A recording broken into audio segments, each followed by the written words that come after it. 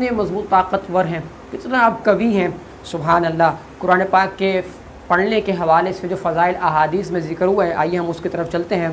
صحیح مسلم جلد نمبر 1 صفحہ نمبر 269 پر یہ حدیث موجود ہے کہ حضرت برا رضی اللہ تعالی عنہ بیان کرتے ہیں کہ ایک شخص سورہ کہف پڑھ رہا تھا، اس کے گھر میں ایک جانور تھا۔ اچانک وہ بدکنے لگا، اس نے دیکھا کہ ایک بادل نے اس کو ڈھانپا ہوا ہے۔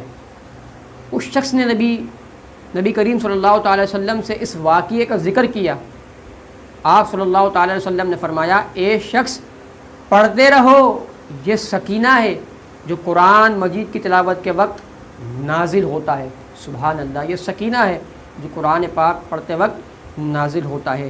اسی طرح ایک اور حدیث یہ جو ہے ترمذی شریف کے اندر ہے، کتاب فضائل القرآن کے اندر یہ حدیث موجود ہے، اور حضرت مولا علی کرم اللہ تعالی وجہ الکریم سے روایت ہے کہ حضور صلی اللہ تعالی علیہ وسلم نے فرمایا، ان قریب ایک فتنہ برپا ہوگا۔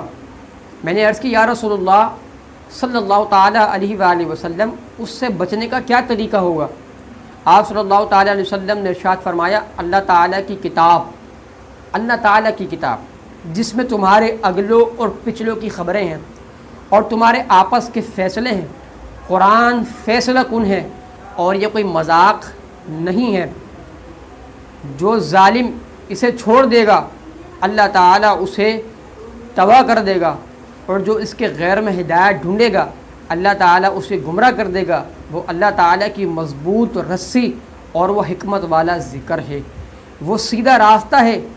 قرآن وہ ہے جس کی برکت سے خواہشات